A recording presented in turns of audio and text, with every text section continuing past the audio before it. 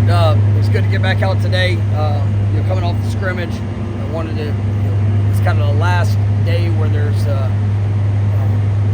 it's kind of a mixed part of it. We did get a little introduction into Georgia Tech, there at the end of practice, but try to keep a lot of speed on speed today. You see guys, work to make some of the corrections and improvements from the scrimmage the other day. Being able to go back and look at the scrimmage, we got what I wanted out of it. Got a chance to see some of the younger guys. Thought some guys really are continuing to push, trying to emerge and define a role with the opportunity. I really like our young group of players that we have. Some of them are still trying to figure it out just a little bit, just the overall communication, execution. Still diving into the playbooks so they can go out there and play as fast as they possibly can. But I thought it was good work, and basically what I talked about after scrimmage is pretty on point with the execution, the back and forth there. I thought both sides had an opportunity to respond, and I thought it was a good work day. Today, I thought the defense did a really good job. They were flying around. I thought I saw some communication. I like what I saw in our linebacking group. I thought Kevin Knowles had a couple outstanding plays. Had a couple interceptions today. Offense working the 2-minute, trying some, putting them in a couple different situations, with formations and different things alignment-wise. But it's still about coming out here and being able to execute. And that's one of the things that challenge guys with is every day you come out, it's got to be your absolute best. And that doesn't mean there won't be mistakes that are made, but it's a push for improvement, a push for that growth, and obviously trying to take advantage of the opportunity to go get better. But I thought we got good work in today.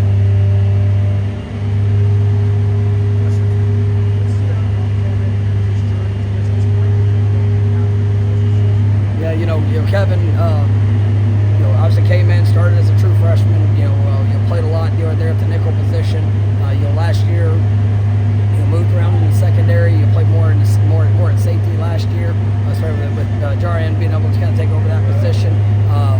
Thought that was going to be a good move for this past season. Obviously going into this year, the ability to get him back at nickel, he's done a really good job, and I think you just see the experience, the confidence, the work that he's put in. He's doing a really good job in coverage, as well as in his fits. So I like the work that he had. He had a great pick in the scrimmage. He's had three in the last couple days, which is good to see as we're getting closer to game day. But I like what I'm seeing from him. When you look at Georgia Tech and the challenges they present offensively, obviously they had a really strong the way they played, especially the second half last season. How difficult a challenge you expect? I think it's one of the better offenses in the league and probably in the country. They return a lot of guys. Up front, I think they do a good job. They got very explosive skill position players, guys that are really fast, they're tough to tackle. Running back was outstanding, over 1,000 yards. I think he's over 6 yards a carry last year. The quarterback makes everything go. Haynes is a really good player. You saw his confidence grow as the season continue to go on. And I think they do a good job of putting those guys in a position to be able to make plays. And he's going to be involved in the run game.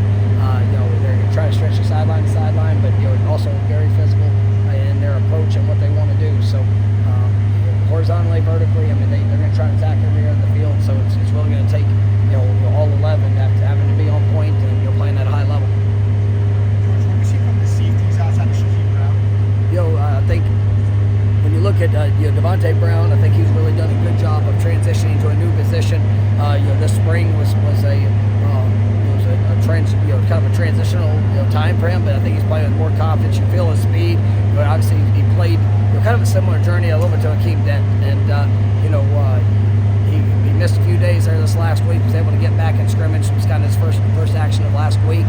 Just some rust that he had to knock off, but I like what I'm seeing from him. I think Conrad Hussey is going into his second year as really taking some steps. We're just looking for that the elite level consistency. I think he's got as much talent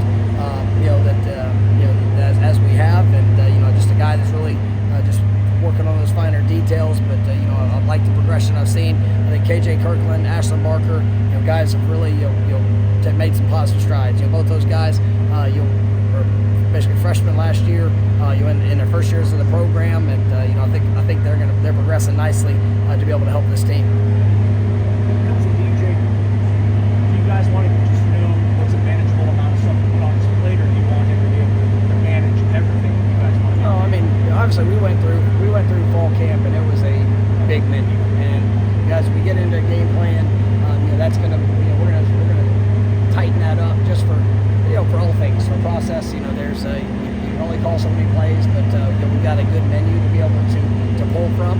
And obviously some of the things that he's been very productive with is where we're gonna live. And the good thing is he's been really good through this fall camp. So I think we'll be able to have a wide variety of things that we can do. Definitely excited about things I've seen from him for the 14 practices that we've been able to have, and obviously being able to move forward here and getting into more of the game plan. Then after 2 scrimmages now, you have like maybe a good sense of how valuable and how you're able to use the in-helmet communication. Yeah, and plus being able to do that throughout the spring, we had it biscuits 5 times, and we do use it every day. So that's all going to be part of it, making sure that we're as efficient as we can be, and then also getting the quality of information during that period of time and not be overwhelming. Coach, off subject here, family coach James Posey his first year. I'm not sure you got a chance to meet him or get to talk to him. What are your thoughts about I'm excited for Coach Colsey. I mean, obviously a Florida State Seminole guy that I get a lot of respect for. He's been around the program a lot over these past few years. I was happy when he got the opportunity. We took a text back and forth, and he's definitely a man that I respect, and he does it the right way. Excited for what he's going to be able to continue to build upon there at FAMU, and excited for the opportunity he's got. I think you talked about it a little bit in the spring, but the continuity of the strength staff, how important that's been. What does that do? Yeah, I mean it's great for the staff as one, but it's also just for the players. The consistency of the voice, the expectation. These guys that know the players and they've watched the development, they've watched the growth. The way that they're able to execute a plan and to be able to work with and off of each other. And you're seeing those guys grow, because each of them have their areas of leadership that they have and the ownership within the program. But it's just seeing the way that they approach the work on a daily basis, and how much our players respect them. And I think that there's been a trust that's been built through the experiences, and whether it's the conditioning, whether it's the strength and development, all the things that we ask these guys to do, because we do push. But they know the voice, they know the people that that they know what they're talking about, and they've seen the results. We're good.